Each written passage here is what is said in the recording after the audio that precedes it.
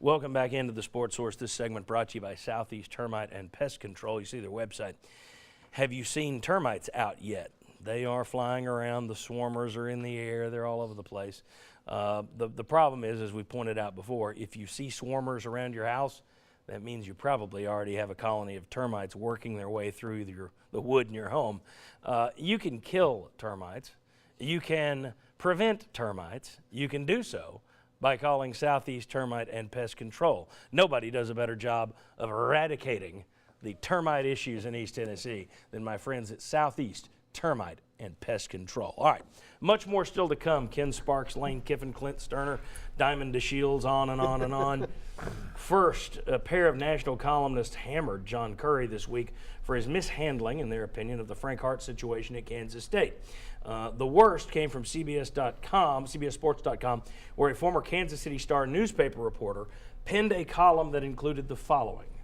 All right, for South Carolina, he's talking about South Carolina, but he was comparing Gonzaga and South Carolina and how Gonzaga has shown loyalty to Mark Few and how South Carolina benefited from Kansas State firing or running off Frank Martin.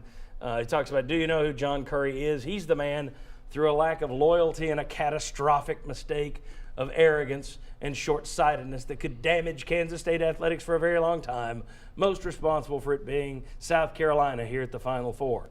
He went on to say, for Kansas State, unfortunately, it's this, the lesson. John Currie left recently to be the AD at Tennessee, but not until after he'd forced out Martin and, just as unacceptable, maintained a poisoned relationship with football coach Bill Snyder, according to multiple sources. Snyder just happens to be the man who built that program from scratch and whose name is literally on the stadium there. Loyalty, competence, and some perspective matter. Okay, now here's the thing. Having read that piece, I think most people in our business would read that and go, wow, those two don't like each other. There was a bone to pick there. Clearly there's something personal. Doesn't mean he's wrong, though. I think most people, there was another writer this week who talked about John Currie didn't get along with Frank Martin, blah, blah, blah. Thoughts on this report? And I'm throwing it at Mike Griffith because a few weeks ago you said, I'm not worried about these team websites, the fan websites that say this. You said he's not a newspaper guy. Here's a newspaper guy that's writing it. Do you take it any more seriously now? No. Or do you still believe no? No, because I cite the guy that still works for the newspaper that kept his job, Blair Kirchhoff, who's a nationally renowned columnist and knows Kansas State for the last 30 years.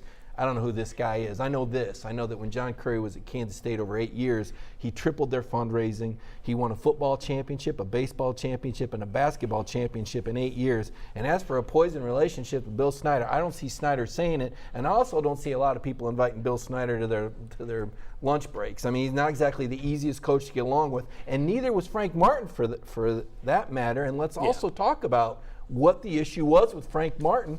It involved a potential lack of institutional control. And Currie stepping in saying, no, we are not going to take a chance to play that guy. It was a pretty small thing. It was, they found a crumpled Western Union receipt they found for a wire $200. transfer. $200. Now, I would have probably sat the kid too because it's just being prudent. I don't know, lack of institutional control maybe. I will base that in 1994. Antonio Langham signed a contract on a napkin after a Sugar Bowl. It cost Alabama. But that's not a $200 wire transfer. There was no money involved. Okay. But my point is, there was a potential problem there that Currie chose to sidestep long-term versus short-term. John, and what you had on the screen kind of reminds me, somebody could have written the same kind of thing about Coach Fulmer. And it was like an old school loyalty to somebody they felt had been done wrong. And that you could see the same thing. Somebody that writes something like that probably didn't want John Currie there in the first place. May not have got along with him. You could see more than just what seems to be the obvious there. There's a little bit of a vendetta there. I thought so too, but that doesn't mean he's wrong. I will just say this. I probably, looking at Frank Martin, I don't think I would get along with Frank Martin. Not into the drill sergeant type. You're tough. At the same time, everybody does say, and well, not everybody, most of the people who write say that Currie did push his buttons. Again, I probably would have too. I wouldn't have liked the guy. But I do think there's clearly some truth to the fact that those two did not get along, or else Frank Martin wouldn't have left Kansas State. All right, when we come back, what Vol has helped himself the most this offseason in terms of his NFL draft stock and remembering a local legend stat that you won't believe about Carson Emmons, Ken Sparks. Come on back.